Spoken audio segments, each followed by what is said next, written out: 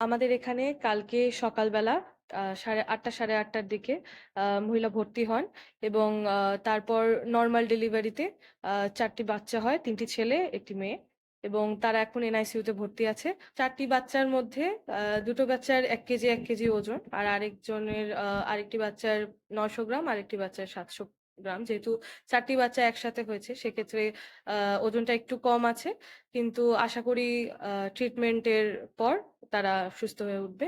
মার অবস্থাও আগের থেকে তুলনামূলক ভালো আছে।